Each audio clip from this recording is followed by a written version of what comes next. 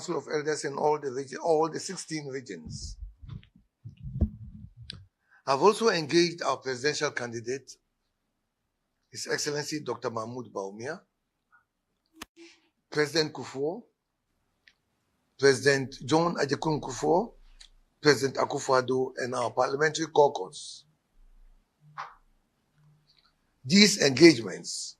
were not a campaign. Let me state that clearly. The formal campaign has not begun. The party has rules, structures, and processes. I respect those rules and I will submit myself to them. Campaigning can only begin after the appropriate internal processes have taken place. What we've done so far has been consultation, listening, reflection, and reconciliation. I've listened to elders of the party. I've listened to grassroots members. I've listened to constituency and regional leaders. And I have listened to women, youth, patrons, former executives, former appointees, members of parliament, and parliamentary candidates.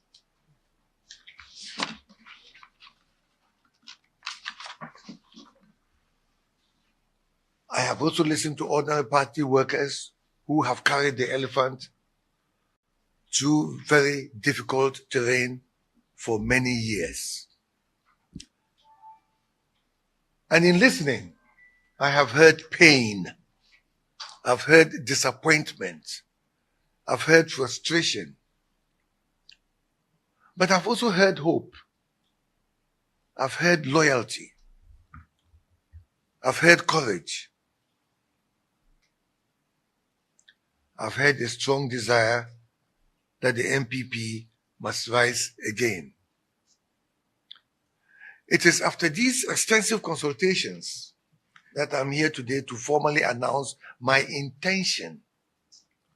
to offer myself, subject to the rules of the party, for the position of national chairman. Young concern from the Ghana Gold Board, Aura Sami Demfi Edano, and Ghana Water Company Limited, Asia Pamna, Sansia Pomdo, and Sasha Sieni Nano. Ababwa numeko mienu we na watumi aka wo ho abom se be ya obeye adwumason ade aboa wo ma konkro Ghana mputu na good board at ase apama osanye na sika ehye 8.4 million ni na ababwa ma Ghana Water Company Limited atumi ahwe se treatment plant bi e wo dabo ase bonsa na afese se kire himan ho ni na no sa water supply system no betumi asiesie amomanfo e ho su kroje anom Sami Demfi na da good board no ebra wo de wo sahye nkrata ase no de nsem we etudwa ndi abankwa ebitumi afasaka zibra de gama jumana yede na Canada so se ipebino inyuma bobi omoye biye from YouTube aye na sasa ili gama biye sanwe de kama ye ama okore lolo na tibi omuwa so much. Last year October, and I got Water Limited at the Carter brand said water supply system best this year. Today we can say I'm proud to you my equipment to me and so on. Now any more TSCs are treatment plants. It's your carbon behind. Good board so it will say ma ya share zaka sai good tournament any good board or hey emrana ti good board na sanso ma ya sudise yamwa onise reclamation environmental restoration and everything na chese fuato ti je penezi ya tuma be board ya komon ye dia say Basuku, made up of technical officers on one call. All these water treatment plants are being example. Water treatment plants. Netia Yuma, few of which is my own it is a way national emergency. So we are every one. To go board, you be said out of the 6 water treatment plants I covered, Mummy and Sign over one fat, a whole water was my whole chicken mine. We bought the fact a car. I was a Ghana water limited to over this GC. We are giving a car, and son. I mean, son, I'll go there if you go, I'll go, Queen. About essentially. She's a Quinako, the Nigeria, Quinako for Muti, I want to mention. And I was whatever on us, it was over the small as annual dedication was educated. And see, and they a friend one day I said, and yet they some way more is Cassette, was in a cat. Now, I also didn't see Canada yet, there was so many. Using the funds for its intended purpose judiciously. They will she, but the characters of the years are shall say, now you check the moment, not in the frame.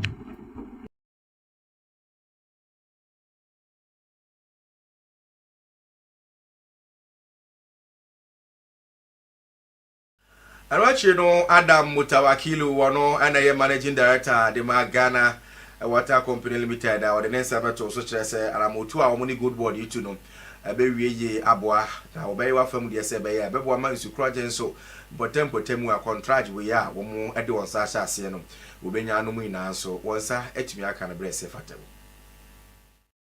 The first and foremost thing I want to say is that the issue of high turbidity has been with us for over 9 years now. Somewhere 2017, 18, we started experiencing deterioration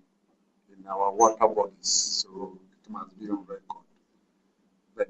when we came to power, we realized that Ghana Water alone cannot handle that, and there was the need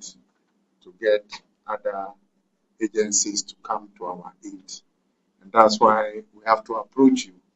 And since then, you've worked very closely with us. As you did indicate, it wasn't just a letter we wrote to Gold Board and they sat down and just approved. No. The technical team was formed, visited all these sites, ascertained the fact that truly there is the need to support us. And I want to assure you that whatever you are giving us, there will be transparency, there will be accountability to every penny that you are giving to us. And at the end of the day, we still work together to ensure that whatever is outlined in the agreement come out clean.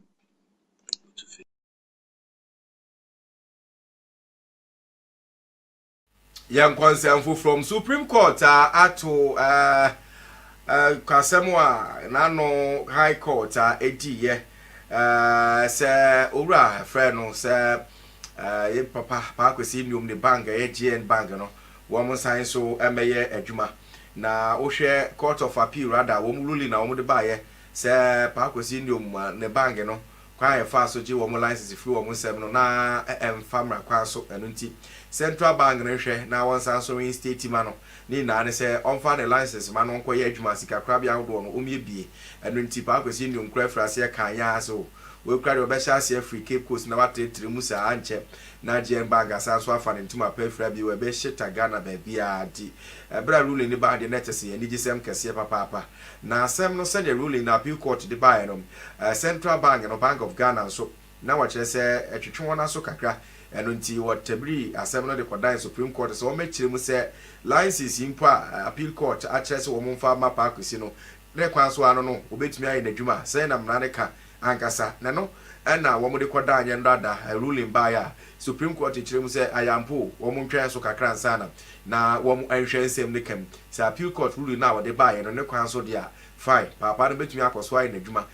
Bank of Ghana the license me man na so nchirimu kakra bi wo so mo kohwe na wo mo de ba se kokoba ne se no so kwan mo fa so e de ruling de ba ye no so no etia Bank of Ghana hye na afi wo man yimra so de a na afi de wo no maka no nti papa kwasi ndiom na ho bobo a wo ye ne hye a wo ye se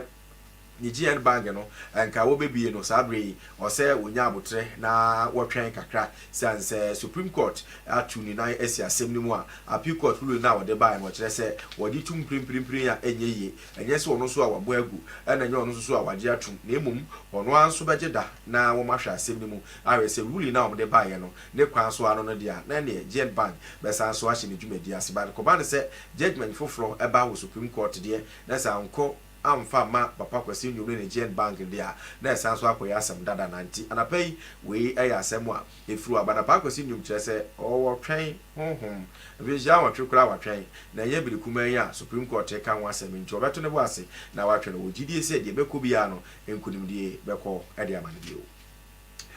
yan konsem fufuro mu na pa dia na ye de ni kire mu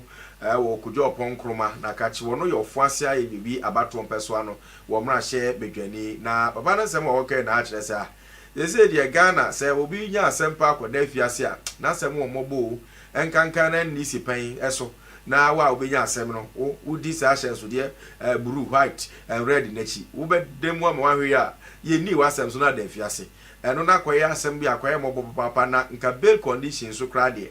obia fundamental human rights nka ye che wutu afiase a umro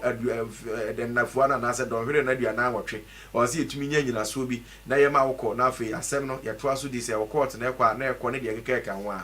ya che miracles akoshim ye ma ne bail a kojo oponkoma kire se 50 million Ghana cedis eni nipa miensa abaye aban na ni su eni ne ban bi abeka ne ho eno o kire se o de ha Ghana fo yi ne senti wonhwe ne na enho aka papa NDC for mpanimfo ni bi krampo bi aka no floor ha say so Interior Minister Muntaka Bekai Education Minister Haruna Kokai say obvious say state law enforcement agencies who use their protocol me friends say onerous bail conditions bail mu draw yes amount bail but what terms no kwa wunya conditions no kwa wunya any the beto so mo kompo maka say the money na we say agencies no yes, I said the only miracles any painful and because some person you can't wash it. They don't have the new normal. All can be cement. They say the air can say miracle, then will be or best survive. Quite be I ever fast so support the ever by terms no say then you be you yeah you be no you be man survive. Then can who said this has become unfortunately the new normal and the new standard. What's that? Nso ne bro for ni wi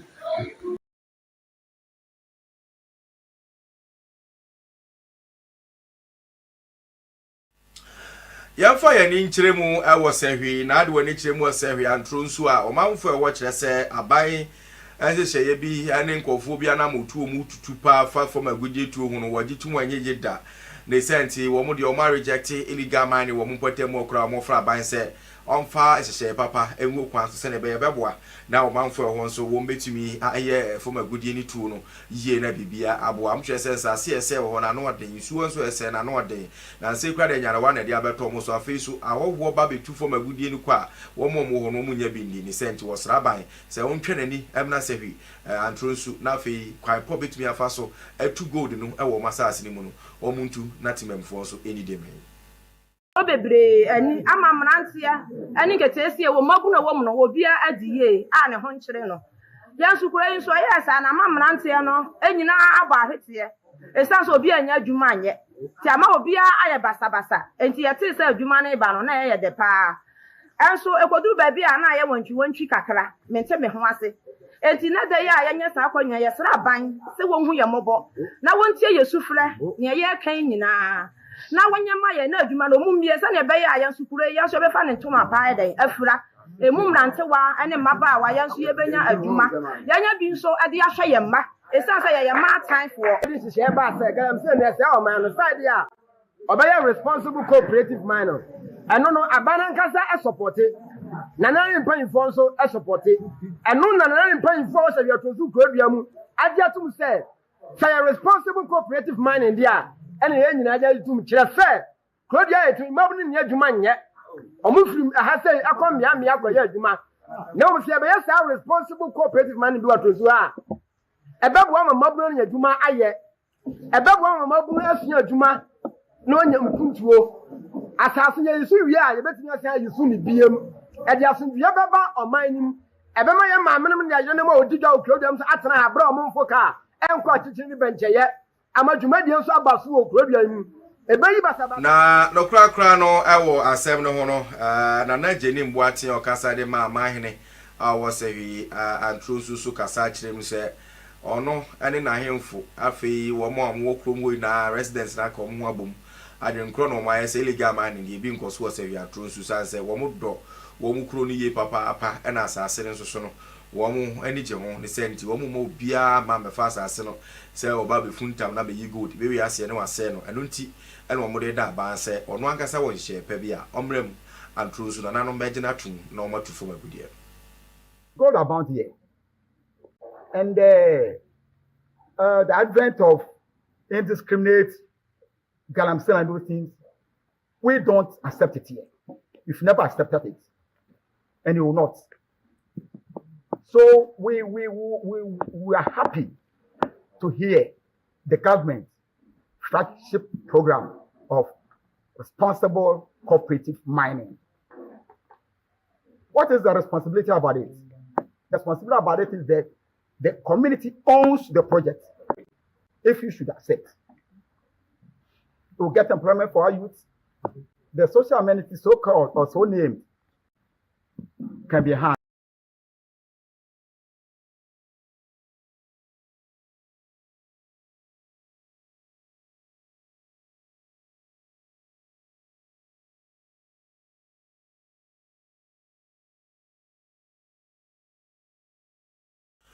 Afọ boate na sem wode to dware na busia yegyina we so anapa yi na yemfa HB morning na hia brem kase boni na no ensi ebetwa ye ho agokansie mu nsem na afedi akai na no beba ewi ebesi nkunya na sem no se ne sitie no ye de aka ho ama world cup and rather